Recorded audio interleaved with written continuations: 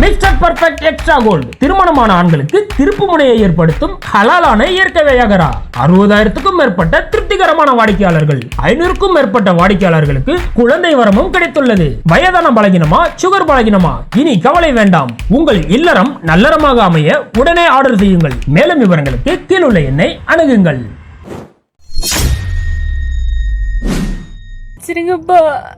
என்ன மன்னிச்சிருங்கம்மா.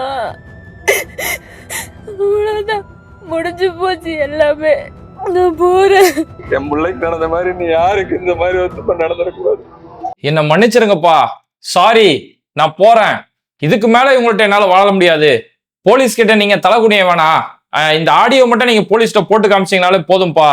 இவங்க என்ன மன ரீதியா மாமனார் மாமியார் ஒரு பக்கம் டார்ச்சர் பண்றாங்க, உடல் ரீதியா இவன் புருஷன் ஒரு பக்கம் உடல் ரீதியா இப்படியாப்பட்ட டார்ச்சர் என்ன கொடுத்துட்டு இருக்கான். இதுக்கு மேல என்னால வாழ முடியாதுப்பா அப்படின்னு ஒரு பொண்ணு கதறி இவ்வளவு துடிச்சிட்டு ஒரு ஆடியோ பதிவு செய்யறாளே. இந்த பொண்ணு திருமணமாயி அப்படி என்ன பெரிய வருஷ கணக்குல வாழ்ந்துடல, வெறும் 77 நாள் மட்டும்தான். வெறும் 2.5 மாசத்துல திருமணம் செஞ்சு ஒரு பொண்ணு இப்பேற்பட்ட முடிவுக்கு போயிருக்கா அப்படின்னா அப்ப அங்க எப்பேற்பட்ட டார்ச்சர் அனுபவிச்சிருப்பா அப்படிங்கறத நம்மளால புரிஞ்சுக்க முடியுது. திருப்பூர் மாவட்டம் அவினாசியை சேர்ந்த அண்ணாதுரை, இவர் ஒரு ரியல் எஸ்டேட் வியாபாரி. அவருடைய மகள் ரித்தன்யா. இந்த ரித்தன்யா இந்த பேரை பார்க்கும் போதே பாருங்களேன், அதாவது இன்னைக்கு இது மாதிரியான ஃபேன்சியான ரித்தன்யா, நக்ஷத்ரா, இது மாதிரியான பேர் Vijay TV serial, Vijay TV எல்லாம் பார்த்து இந்த மாதிரி பேர் வைக்கிறதுலாம் இன்னைக்கு ஒன்று ஃபேஷனா இருக்கலாம். ஆனா இந்த பிள்ளைக்கு 20 வருஷத்துக்கு முன்னாடி ஒரு தந்தை ரித்தன்யான்னு இவ்வளவு ஒரு ஸ்டைலா ஒரு பேர் வைக்கிறார் அப்படின்னா அப்ப அந்த பிள்ளை எவ்வளவு பாசமா வளர்த்திருப்பாரு. இந்த பிள்ளை எப்படி எல்லாம் வளர்க்கணும் அப்படின்னு சொல்லி ஒரு கனவோட இருந்திருப்பாரு. அப்படி பாசமா வளர்க்கப்பட்ட ஒரு பொண்ணுதான் ரித்தன்யா. இந்த ரித்தன்யாவுக்கு பெரிய செலவு பண்ணி ஒரு திருமணம் செஞ்சு வைக்கிறாரு. யாருக்கு அப்படின்னா அதே திருப்பூரை சேர்ந்த முன்னாள் காங்கிரஸ் தலைவரா இருந்தா அங்க ரொம்ப பிரபலமான கிருஷ்ணன் அப்படின்னு சொல்லக்கூடிய ஒரு காங்கிரஸ் தலைவர். அவருடைய பேரனுக்கு கவின்குமாருக்கு தன்னோட மகளை திருமணம் செஞ்சு வைக்கிறாரு. கிட்டத்தட்ட 3 கோடி ரூபாய்க்கு மேல செலவு பண்றாரு. 300 பவுன் நகை, அதாவது 500 பவுன் நகை பேசி இருந்திருக்காங்க, 300 பவுன் நகை போட்டிருக்கிறாங்க. வால்வோ கார் கிட்டத்தட்ட 70 லட்ச ரூபா அந்த காரோட மதிப்பு. இதுக்கு அப்புறம் சாப்பாடு, பிரம்மாண்ட ஏற்பாடு. அந்த கல்யாணத்தோட வீடியோ பார்த்தாலே அவ்வளவு பிரம்மாண்டமான ஒரு கல்யாணம் பண்ணியிருக்கிறாரு. இவ்வளவு செலவு பண்ணி தன்னோட மகளுக்கு ஆசையா இவ்வளவு பெரிய திருமணம் செஞ்சு வச்சிருக்கிறாரு. அந்த மகள் தான் இன்னைக்கு தற்கொலை செஞ்சிருக்கிறாங்க. இதுக்கு என்ன காரணம் அப்படின்னு பார்க்கும்போது, அதாவது திருமணமான 14வது நாள்லயே இங்க பிரச்சனை ஆரம்பிச்சிருக்குது. இந்த மாமனார் மாமியார் கொஞ்சம் அவங்க டார்ச்சர் கொடுக்க ஆரம்பிச்சிருக்கிறாங்க. உங்க அப்பா 500 சவரன் நகை போடுறேன்னு சொன்னாரு, ஆனா 300 பவுன் தானே நகை போட்டிருக்கிறாரு அப்படின்னு சொல்லி அடிக்கடி இதை குத்தி காட்டி பேச ஆரம்பிச்சிருக்கிறாங்க. என் பிள்ளைக்கு 100 கோடி ரூபாய்க்கு பிசினஸ் எல்லாம் ஏற்பாடு பண்ணி தரலாம், எவ்வளவு பொண்ணெல்லாம் வந்துச்சு, ஆனா நாங்க தான் உங்களை கல்யாணம் பண்ணிக்கிட்டோம். ஆனா நீங்க 500 சவரன் போட வேண்டிய அந்த 500 சவரனே முழுமையா அவனை போடல, 300 சவரன் தான் போட்டிருக்கிறீங்க அப்படின்னு சொல்லி இந்த பிள்ளைய 1 மணி நேரம் நிக்க வச்சு கேள்வி கேட்டுக்கிறாங்க. அந்த புருஷன், மாமனார், மாமியார் இவங்கள 1 மணி நேரம் நிக்க வச்சே கேள்வி கேட்டுக்கிட்டு இப்படி மன ரீதியா அந்த பொண்ணுக்கு ஒரு டார்ச்சர் கொடுத்துக்கிட்டே இருந்திருக்கிறாங்க. அப்பவுமே இந்த பொண்ணு பிரச்சனை ஏற்பட்டு உடனே கல்யாணம் ஆன 20வது நாளே அப்பா வீட்டுக்கு கிளம்பி வந்துட்டாங்க ரித்தன்யா. இப்படி அப்பா வீட்டுக்கு கிளம்பி வந்திருக்கும் போது இவங்களுடைய மாமியார் சித்ரா தேவி வந்து ரித்தன்யா வந்து பார்த்திருக்கிறாங்க. பார்த்து அவங்கள்ட்ட தனியா ரூம்ல போய் கிட்டத்தட்ட 1.5 மணி நேரம் போய் ரித்தன்யா கிட்ட அந்த மாமியார் போய் பேசுறாங்க. பேசி முடிச்சுட்டு அதுக்கப்புறம் இவங்களுடைய அப்பா அண்ணாதுரைட்ட, ரித்தன்யா அப்பா அண்ணாதுரைட்ட வந்து சொல்றாங்க, என் பையன் பேர்பட்ட பையனா இருப்பான்னு நாங்களே நினைச்சு பார்க்கல, ஆனா இனிமே இந்த மாதிரிலாம் ஏதோ பிரச்சனை நடக்காது, நாங்களே பேசி சரி பண்றோம் அப்படின்னு சொல்லிட்டு அவங்க கிளம்பி போயிடுறாங்க. அதுக்கப்புறமா சரி பண்ணிட்டு திரும்ப பொண்ணை மாமியார் வீட்டுக்கு அனுப்பிடுறாங்க. பார்த்துமா நீ இதமா கொஞ்சம் அட்ஜஸ்ட் பண்ணி இருந்துக்கணுமா அப்படின்னு சொல்லி மாமியார் வீட்டுல கொண்டு போய் விட்டுறாங்க. அதுக்கப்புறம் அவங்க திருப்பதி கோயிலுக்கு போறாங்க. சில இடங்களுக்கு டூர், ஹனிமூன் இது மாதிரியெல்லாம் போயிட்டு வராங்க. போயிட்டு வந்ததுக்கு பிறகு திரும்ப இதே மாதிரி பிரச்சனை. இவங்க ஒரு பக்கம் இந்த மாதிரியெல்லாம் வரதட்சணை பேரை சொல்லி இது மாதிரி குத்தி காட்டி பேசுறது, மாப்பிள்ள ஒரு பக்கம் உடல் ரீதியான டார்ச்சர் கொடுக்கறது, இது எல்லாமே தொடர்ந்து அங்க நடந்துட்டு இருக்கும்போது திரும்பவும் ஜூன் 22ஆம் தேதி மாப்பிள்ள கவின்குமாரே கொண்டு வந்து ரித்தன்யாவை அவங்க அப்பா வீட்டுல கொண்டு வந்து விட்டு போயிடுறாரு. கொண்டு வந்து விட்டுட்டு அதுக்கப்புறமா ஜூன் 23ஆம் தேதி 27ஆம் தேதி 2 தடவை மனைவியை பாக்குறதுக்கு வராரு. அதுக்கப்புறம் திரும்பவும் பேசிட்டு கொண்டு போய் வீட்டுல கொண்டு போய் மாமியார் வீட்டுல கொண்டு போய் விட்டுறாங்க. இந்த டார்ச்சர் தொடர்ந்து இந்த பொண்ணுக்கு இந்த டார்ச்சர் இருந்துட்டே இருக்கு. நம்ம திரும்ப திரும்ப அப்பா வீட்டுக்கு போறதால அப்பாவுக்கு ஒரு தலைகுனிவு ஏற்படுது. இவ்வளவு பெரிய பிரம்மாண்ட செலவு பண்ணி அப்பா நம்ம கல்யாணம் பண்ணி கொடுத்துருக்காரு, இது வெளியில சொந்தக்காரங்களுக்கோ தெரிஞ்சவங்களுக்கு தெரிஞ்ச அப்பாவுக்கு தானே அவமானம் அப்படின்னு சொல்லி இந்த பிள்ளைய அட்ஜஸ்ட் பண்ணிட்டு அங்கே இருந்திருக்காரு. ஆனா அந்த பிள்ளையால ஒரு கட்டத்துக்கு மேல இந்த டார்ச்சரை தாங்க முடியல. ஒரு பக்கம் மென்டல் டார்ச்சர், ஒரு பக்கம் பிசிக்கலா இவனுடைய டார்ச்சர், இதெல்லாம் தாங்க முடியாம அங்க பக்கத்துல இருக்கக்கூடிய சேவூர், இந்த சேவூர்ல இருக்கக்கூடிய ஒரு பெருமாள் கோயிலுக்கு ரித்தன்யா வாரத்துக்கு ஒரு நாள் இவங்க போறது வழக்கம். வார இவங்களே காரை எடுத்துட்டு அவங்க போயிட்டு வந்துருவாங்க. அந்த பெருமாள் கோயிலுக்கு போகக்கூடிய வழியில ஒரு இடத்துல காரை நிறுத்திட்டு இவங்க அங்க தென்னை மர பூச்சி மருந்து, தென்னை மரங்களுக்கு பயன்படுத்தக்கூடிய ஒரு பூச்சி மருந்து, அந்த பூச்சி மருந்தை இவங்க உட்கொண்டுட்டாங்க. அந்த பூச்சி மருந்தை சாப்பிட்டுட்டாங்க. சாப்பிட்டுட்டு அப்பாவுக்கு அவங்க ஆடியோ போடுறாங்க. அந்த ஆடியோ தான் அவ்வளவு கொடூரமா இருக்கு. கிட்டத்தட்ட ஒரு 10 ஆடியோ போட்டிருக்கிறாங்க.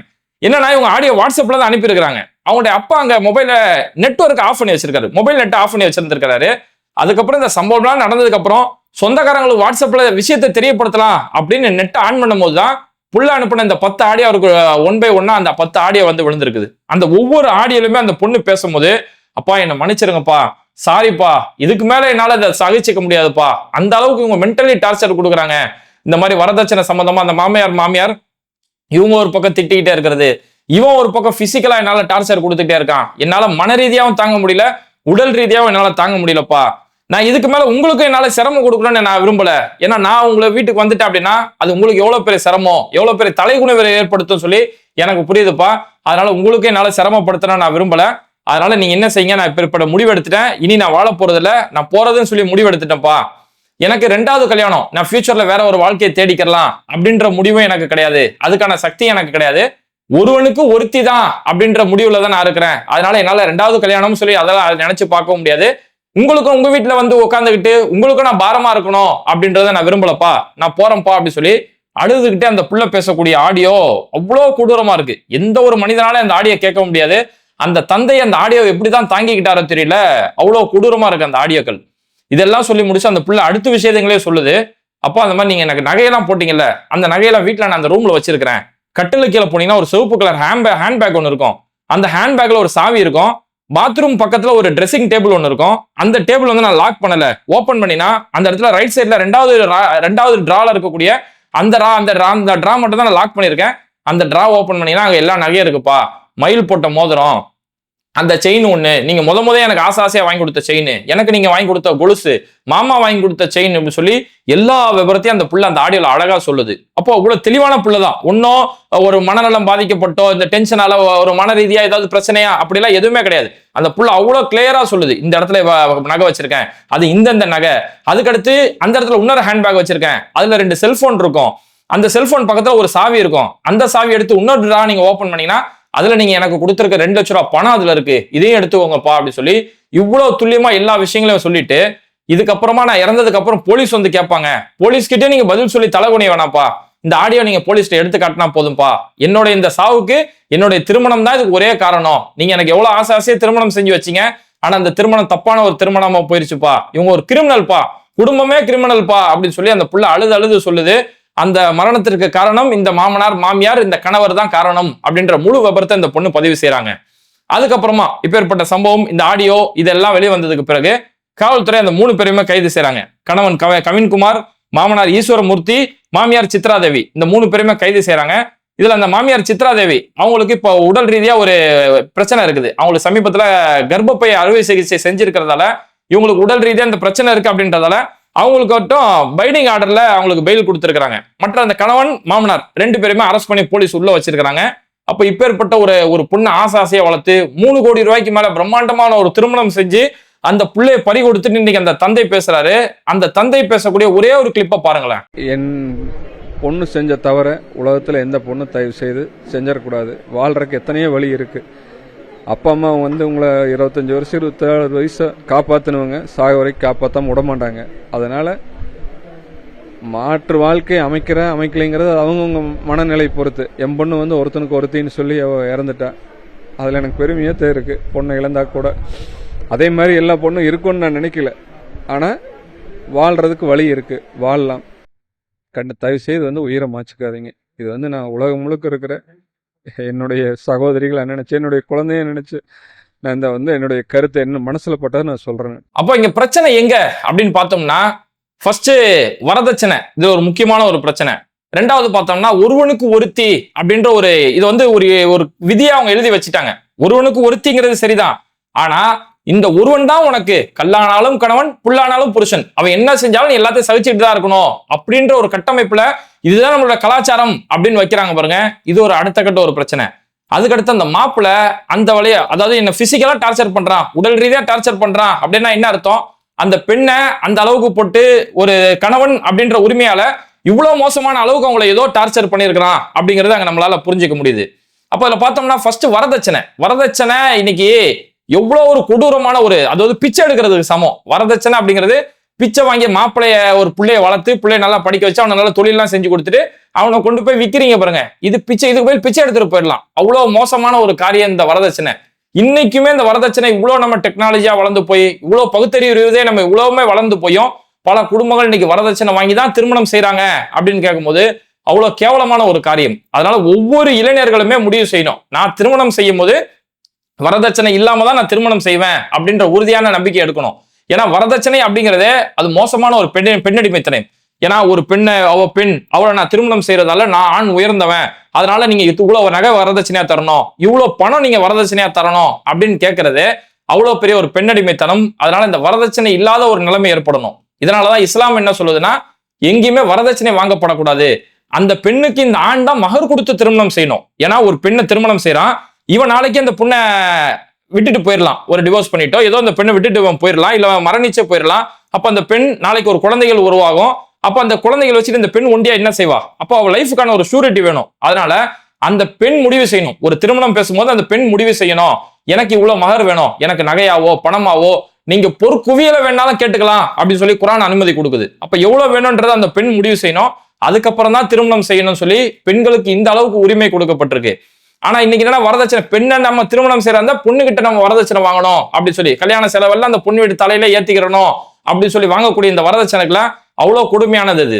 ஏன்னா இன்னைக்கு நிறைய பசங்கள் நம்ம பார்க்கலாம், எனக்கு வரதட்சணை வாங்குற ஐடியாலாம் இல்ல, என்ன செய்யறதுங்க, அப்பா அம்மா ரொம்ப நம்மளை போட்டு ப்ரெஷர் கொடுக்குறாங்க, அப்பா அம்மா பேச்சையும் கேட்கணுமா இல்லையா அப்படின்னு சொல்லி அந்த டைம்ல ஈஸியா நழுவிடுவாங்க சில பசங்க.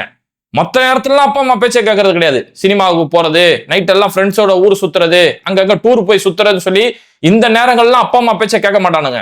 ஆனா இந்த திருமணமுடைய நேரத்துல வரதட்சணை வாங்குறதுல அப்படியே பொம்மை மாதிரி போய் உட்காந்துவான், பீரோவுக்கு நடுவில் மாட்டின பள்ளி மாதிரி அப்படியே அமைதியா போய் உட்காந்து பானுங்க. அப்பா அம்மா பேசாம நம்ம பேசக்கூடாதுன்னு சொல்லி அந்த இடத்துல அமைதியா இருந்து பானுங்க. அதனால ஒவ்வொரு இளைஞர்களும் இந்த மாதிரி ஒவ்வொரு ரித்தன்யா, எல்லா குடும்பங்களையும் ஒவ்வொரு ரித்தன்யா இருக்கிறாங்க, எவ்வளவு கனவுகளோட அந்த அப்பா அம்மா கல்யாணம் பண்ணி கொடுத்துருப்பாங்க. அப்ப இது மாதிரியான பிரச்சனைகள் வரக்கூடாதுன்னா ஒவ்வொரு ஆண்களும் நான் வரதட்சணை வாங்காம தான் திருமணம் செய்வேன் அப்படின்ற அந்த உறுதியை கையாள வேண்டியது ரொம்ப முக்கியம். அதே மாதிரி இங்க ரெண்டாவது பிரச்சனை என்னன்னா, ஒருவனுக்கு ஒருத்தி தான்ப்பா, அது இல்லாமனா வேற ஒரு திருமணம் நினைச்சு பாக்குறது எனக்கு அசிங்கப்பா அப்படின்ற அந்த வார்த்தையை அந்த பொண்ணு சொல்றாங்க அந்த ஆடியோல. இன்னொரு திருமணம் எல்லாம் செஞ்சு பாக்குறது அதெல்லாம் அசிங்கப்பா, ஒருவனுக்கு ஒருத்தி தான்ப்பா அப்படிங்கிறாங்க. இந்த அப்பா அதுக்கப்புறம் பிரச்சனை நடந்ததுக்கு அப்புறம் அப்பா ஒரு பேட்டி கொடுக்குறாரு, என் பொண்ணு ஒருவனுக்கு ஒருத்தி தான் அப்படின்னு சொல்லிதான் என் பொண்ணு தற்கொலை செஞ்சிருக்கிறா, அது எனக்கு இன்னும் கேட்கறதுக்கு சந்தோஷமா தான் இருக்கு, எனக்கு பெருமையா தான் இருக்குது, ஆனா எல்லா பிள்ளைங்களும் அப்படி இருந்துடாதீங்க, தயவு செஞ்சு யாரும் பிள்ளைங்க தற்கொலை செஞ்சுக்காதீங்கன்னு சொல்லி அந்த அப்பா அந்த வீடியோல அவர் பேசுறாரு. அப்ப என்னன்னா, அந்த பிள்ளைய வளர்க்கும் போதே ஒருவனுக்கு ஒருத்தி தான், கல்லானாலும் கணவன், புல்லானாலும் புருஷன் அப்படின்னு சொல்லி இந்த கட்டமைப்புல பிள்ளைங்களை வளர்த்துட்டாங்க. அதுலயும் குறிப்பா சம்பவம் நடந்திருக்கு திருப்பூர், இந்த கொங்கு வட்டார பகுதிகளில் பார்த்தோம்னா ஒட்டுமொத்த குடும்பத்தோட மானத்தை மரியாதை எல்லாத்தையும் கொண்டு போய் அந்த பொண்ணோட தலையில தான் போட்டுருவாங்க. ஆம்பளை பிள்ளை நீ எப்படி கேட்டாலும் சீர்கட்டு போ, எப்படினாலும் செஞ்சுட்டு போ. அதனாலதான் பாருங்க, பொள்ளாச்சியில பெண்கள் அவ்வளவு பெரிய சீரழிச்சு நூற்றுக்கணக்கான பெண்களோட வாழ்க்கையை சீரழிச்ச அந்த பாவிப்புறா அந்த கொங்கு பகுதியை சேர்ந்தவன். ஆம்பளை பிள்ளை எக்கேடு கட்டுனால போய்க்கோ, ஆனா பொம்பளை பிள்ளை நீ இப்படிதான் இருக்கணும், உன் புருஷன் என்ன செஞ்சாலும் நீ சகிச்சுக்கிட்டு தான் ஆகணும்னு சொல்லி பொம்பளை பிள்ளை தலையிலே எல்லா பாரத்தையும் போட்டுட்டு இதுதான் நம்மளோட குடும்பத்தோட மானம் அப்படின்னு சொல்லி எல்லா பாரத்தையும் அந்த பொம்பளை பிள்ளைங்களோட தலையில போடுறாங்க பாருங்க. இதுதான் இங்க பிரச்சனை. இங்க அந்த பெண் ஒரு திருமணம் வாழ்க்கையை நம்ம வாழ்றோமா, ஒருவேளை அந்த வாழ்க்கை நமக்கு உடன்படலை அப்படின்னா தாராளமா அந்த வாழ்க்கையை முடிச்சுட்டு அடுத்த கட்ட வாழ்க்கையை தேர்ந்தெடுக்கிறோம் பாருங்க, அதுதான் முறையான ஒரு பகுத்தறிவு. இங்க நிறைய பைத்தியக்காரங்க இருப்பாங்க. ஒண்ணும் இல்ல, ஏஆர் ரஹ்மான் அவருடைய மனைவி, அவங்க 29 வருஷத்துக்கு மேல ஒன்னா வாழ்ந்தாங்க. அவங்களோட திருமணத்துல ஏதோ கசப்பு ஏற்பட்டது, டீசெண்டா 2 பேருமே பிரிஞ்சு போயிடுறாங்க. ஆனா இதை வச்சுக்கிட்டு இந்த வயசுல உங்களுக்கு எதுக்கு விவாகரத்து அப்படி இப்படின்னு சொல்லி இதெல்லாமே ஒரு கேவலமா பார்க்கக்கூடிய ஒரு நிலைமை இருக்குது. இப்படி தற்கொலை பண்ணிட்டு போறதுக்கு டீசெண்டா அவங்களோட வாழ்க்கையை தேர்ந்தெடுக்க போறதுக்குல இது எவ்வளவு நாகரிகமான ஒரு வாழ்க்கை. இதனாலதான் இஸ்லாம் பெண்களுக்கு குலான் சொல்லக்கூடிய ஒரு உரிமை கொடுத்திருக்கு. எப்படி ஆண் ஒரு திருமண வாழ்க்கை முடிக்கல அப்படின்னா அவன் தாராளமா தலாக் சொல்லிட்டு விவாகரத்து வாங்கிக்கலாமோ, அதே மாதிரி ஒரு பெண் அவளும் இப்படி டார்ச்சர் அனுபவிச்சுட்டு கல்லானாலும் கணவன் புல்லானாலும் புருஷன் சொல்லி எல்லாத்தையுமே அட்ஜஸ்ட் பண்ணிட்டு போ தேவையில்ல. உங்களுக்கு அந்த வாழ்க்கை பிடிக்கலையா, தாராளமா குலான்ற உங்களோட உரிமையை பயன்படுத்தி அந்த வாழ்க்கையை முடிச்சுட்டு உங்களுடைய அடுத்த கட்ட வாழ்க்கையை தேடி போங்கன்னு சொல்லி இஸ்லாம் எவ்வளவு அழகான ஒரு வழிமுறையை கொடுத்திருக்குது. அதனால இது மாதிரியான எங்கேயுமே நீங்க எல்லாத்தையும் அட்ஜஸ்ட் பண்ணிட்டு போனோம். ஏன்னா பல பெற்றோர்கள் பார்க்க முடியுது, அவங்க என்ன செய்யறாங்கன்னா பிள்ளைய பல செலவு பண்ணி படிக்க வைக்கிறாங்க. நான் இவ்வளவு செலவு பண்ணி படிக்க வச்சிட்டேன், நீ கண்டிப்பா நீ பாஸ் பண்ணி ஆகணும் அப்படின்னு சொல்லி மொத்த பிரஷரையும் அந்த பிள்ளை மேல தலையில போய் ஏத்துறாங்க.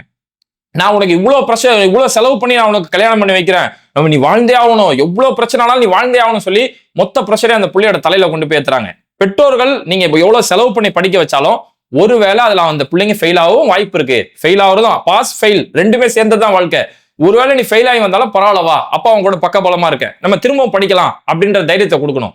நான் இவ்வளவு செலவு பண்ணி உனக்கு ஒரு திருமண வாழ்க்கையை செஞ்சு வைக்கிறேன், ஒருவேளை அந்த திருமண வாழ்க்கையில உனக்கு சரிப்படல, அந்த வாழ்க்கை கை கூடல அப்படின்னா பரவாயில்ல, பிரச்சனை இல்ல, அப்பா அம்மா நான் உனக்காக எப்பவுமே வாழ்க்கை முழுக்க இருக்கிறோம், நம்ம பாத்துக்கலாம், வா, லைஃப் எல்லாத்தையும் சேர்ந்ததான் லைஃப் அப்படின்னு சொல்லி அந்த பிள்ளைங்களுக்கு அட்வைஸ் கொடுக்க வேண்டியதான் பெற்றோருடைய கடமையை தவிர நீ எதா இருந்தாலும் நீ சகிச்சுக்கிட்டு தான் வாழணும் அப்படிங்கறதுல இதுவே பெரிய பைத்தியகாரத்தனம். இது எல்லாத்துக்கும் மேல அந்த பொண்ணு அந்த ஆடியோல சொன்னது, இவன் என்ன பிசிக்கலா ரொம்பவே டார்ச்சர் பண்றான், உடல் ரீதியா என்ன டார்ச்சர் பண்றான், அது என்னால தாங்கிக்க முடியலன்னு இந்த பொண்ணு சொல்றாங்க. அவங்களுடைய அம்மாவும் மருமகளை வந்து பார்க்க வந்தாங்களே, 1.5 மணி நேரம் தனியா பேசிட்டு அதுக்கப்புறம் பொண்ணோட பெத்தவங்கள்ட்ட வந்து சொல்றாங்க, என் புள்ள அப்படியே இருப்பான்னு சொல்லி நாங்க நினைச்சே பார்க்கல, சரி நாங்க இனிமே இந்த மாதிரி பண்ணாத அளவுக்கு நான் சொல்லி பாக்குறேன் அப்படின்னு சொல்லி அந்த அம்மா சொல்றாங்களே. அப்போ ஏதோ பிசிக்கலா இந்த பொண்ணை போட்டு ரொம்பவே டார்ச்சர் பண்ணியிருந்திருக்காங்க அப்படிங்கிறது புரியுது. ஏன்னா அந்த மாப்பிள்ளைக்கு சொந்தமா எந்த ஒரு வேலையோ பிசினஸோ எதுவும் கிடையாது. அவங்க குடும்பம் நல்ல கோடீஸ்வர குடும்பம், பல இடங்கள்ல அது வாடகை வருது. மாசம் வாடகை மட்டுமே 15 லட்சம் ரூபாய் 20 லட்சம் ரூபாய்க்கு மாசம் வாடகை வரக்கூடிய குடும்பம். அப்ப எந்த வேலை வெட்டி இல்லாம வீட்டுல இருந்தே இந்த பெண்ணை ஏதோ பிசிக்கலா டார்ச்சர் பண்ணியிருக்காங்க அப்படிங்கறத புரிஞ்சுக்க முடியுது. அதனால இந்த இடத்துல ஆண்கள் ஒரு விஷயத்த ரொம்ப ஸ்ட்ராங்கா புரிஞ்சுக்கணும். நம்ம திருமணம் செய்யக்கூடிய அந்த மனைவி அப்படிங்கிறவங்க அவங்க ஒரு செக்ஸ் டாய் கிடையாது, ஒரு செக்ஸுக்கான ஒரு பொம்மை கிடையாது. அவங்க நம்மள சரிபாதி தான் அந்த பெண். அப்ப அந்த பெண்ணுக்கு உடல் ரீதியா மன ரீதியா எல்லா நேரங்களிலுமே பக்கபலமா இருக்க வேண்டியதுதான் ஒரு ஆணுடைய கடமையை தவிர அந்த பெண் இவனுடைய சுகத்துக்காக மட்டும் அப்படின்னு நினைக்கிறதே அவ்வளவு பெரிய ஒரு அடிக்கட்டின முட்டாள்தனம் அது எல்லாமே. ஏன்னா இன்னைக்கு நிறைய பசங்க என்ன பண்றாங்கன்னா, நான் கல்யாணம் பண்ணணும் அப்படி இப்படின்னு சொல்லி அந்த கல்யாணத்துக்கு ஒரு கனவு இருக்கும்போது அந்த கல்யாணம் ஒரு பெண் அவங்க வாழ்ந்த வீடு வாழ்க்கை எல்லாத்தையும் விட்டுட்டு நீதான் வாழ்க்கைன்னு உன்னை தேடி வரும்போது அவங்களுக்கு கொடுக்க வேண்டிய உணர்வுகளுக்கு எந்த அளவுக்கு நம்ம உரிமை கொடுக்கணும், இந்த அளவுக்கு நம்ம ப்ரிப்பேர் ஆகணும். ஒரு பெண் நம்மளை நம்பி வராங்க, அவங்களுடைய உணர்வுகளுக்கு உரிமைகளுக்கு நம்ம எந்த அளவுக்கு முக்கியத்துவம் தரணும் அப்படின்றத நம்ம ப்ரிப்பேர் ஆகணுமே தவிர இன்னைக்கு ப்ரிப்பேரிங்லாம் எப்படின்னா, நான் இதெல்லாம் செய்யணும், கண்ட படத்தை போட்டு பாக்குறானுங்க, கண்ட படத்தை போட்டு பார்த்துட்டு நான் இதெல்லாம் செய்யணும் இதெல்லாம் செய்ய போறேன் அப்படின்னு சொல்லி இந்த அளவுக்கு ப்ரிப்பேர் ஆயினதுக்கு அப்புறம் அந்த பெண்ணை ஒரு பெண்ணாவோ ஒரு உடலாவோ ஒரு மனிதையாவோ அவங்கள பார்க்காம அவங்கள ஏதோ ஒரு செக்ஸ் டாய் மாதிரி அவங்கள போட்டு சித்திரவதை செய்யக்கூடிய கொடுமைகள் பல குடும்பங்கள்ல இருக்கு. ரித்தன்யா இது மாதிரியான பெண்கள் இதை வெளியில சொல்லி இருக்கிறாங்க. இன்னும் வெளியில சொல்லாம எத்தனையோ பேர் இந்த சித்திரவதை அனுபவிக்க கொடுங்க எத்தனையோ பேர் இருக்கதான் செய்யறாங்க. அதனால அந்த ஆண்கள் அந்த பெண்களை பட்ட அந்த உணர்வுகளை ஃபர்ஸ்ட் புரிஞ்சு நடந்துக்கிறணும். ஏன்னா இந்த ஆபாச படங்கள் பாக்குறாங்க இல்லையா, அந்த படங்களே ஃபர்ஸ்ட் ஸ்கிரிப்டட் தான். அது எதுவுமே உண்மை கிடையாது. அதே மீறி அங்க உண்மையா நடக்கிறது எல்லாமே அதுல போதைக்கு அடிமையானவங்க தான். அவங்களுக்கு போதை மாத்திரை போட்டு விட்டு அதை பல நாள் அவங்க எடுக்கக்கூடிய ஷூட்டிங் ஃபுல்லா ஸ்கிரிப்டட். அதுலயுமே பல நேரங்கள்ல அது பெண்களா இருக்கவங்க திருநங்கைகளா வச்சுதான் இது மாதிரி பல சித்து விளையாட்டுகள் பண்ணி தான் அந்த படங்கள் எடுக்கிறான். இந்த படங்களை இவன் பார்த்துட்டு நானும் இதே மாதிரி செய்யணும்னு சொல்லி ஒரு அப்பாவே பிள்ளைகிட்ட போய் இது மாதிரியான காரியங்களை இவங்க ஈடுபடும் போது அந்த பெண்களோட அந்த வாழ்க்கையே அவ்வளவு சித்திரவதையான ஒரு வாழ்க்கை, அது வாயால சொல்ல முடியாது, அவ்வளவு சித்திரவதையான வாழ்க்கை. அதனால இந்த விஷயத்திலுமே இஸ்லாம் ஒரு அழகான உதாரணத்தை சொல்லி கொடுக்குது. என்னடா அவன் எல்லாத்துக்குமே இஸ்லாமிய காட்டுறான் அப்படின்னா இதை தாண்டி வரதே எனக்கு உதாரணம் தெரியல. அதனாலதான் நான் இஸ்லாம் சொல்லக்கூடிய உதாரணங்களை இஸ்லாம் காட்டக்கூடிய தீர்வுகளை இந்த இடத்துல நான் சொல்லிக்கிட்டு இருக்கிறேன். இஸ்லாம் என்ன சொல்லுதுன்னா, ஒரு ஆண் திருமணம் செய்யும் போதே அவனுக்கு சொல்லுது, அவனுடைய தாம்பத்திய வாழ்க்கையில அவன் உங்களுடைய மனைவியாவே இருந்தாலும் உங்களுடைய சொந்த மனைவியா இருந்தாலும் அவங்களுடைய பின் துவாரத்துல நீங்க உடலுறவு கொள்ளக்கூடாது, அந்த பெண் மாதவிடாயா இருக்கக்கூடிய காலங்கள்ல நீங்க உடலுறவு கொள்ளக்கூடாதுன்னு சொல்லி அந்த அளவுக்கு பெண்களுடைய ஒரு உடலுறவுக்காரம் ஒரு தாம்பத்தியத்தோட நிலைமையா இருந்தா கூட அந்த பெண்களோட உணர்வுகளுக்கு நீங்க மரியாதை கொடுக்கணும். ஏன்னா பெண்ணுறுப்பொழியாவோ ஒரு மாதவிடாய் நேரத்திலே ஒரு பெண்ணோட உடலுறவு கொள்றதுங்கிறது அது அந்த பெண்களுக்கு அவ்வளவு நோவினையா இருக்கும், அவ்வளவு வேதனையா இருக்கும். அதனாலதான் அந்த பெண்களோட உணர்வுகளுக்கு உரிமை கொடுக்கணுங்கிறதுக்காக தான் இஸ்லாம் இந்த அளவுக்கு வழிமுறைகளை சொல்லி கொடுக்குது.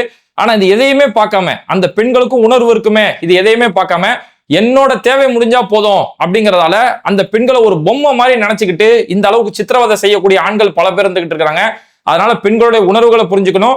நான் திருமணம் செய்யும் போது எக்காரணத்து கொண்டும் பெத்தவங்க எவ்வளவு டார்ச்சர் பண்ணாலும் சரி நான் வரதட்சணை வாங்காம தான் திருமணம் செய்வேன், எனக்கு இல்லையா நான் கல்யாணம் பண்ணிக்க மாட்டேன் அப்படின்ற டிமாண்ட் வைங்க. கண்டிப்பா அந்த டிமாண்டுக்கு உங்க பெத்தவங்க வந்துதான் ஆகணும்.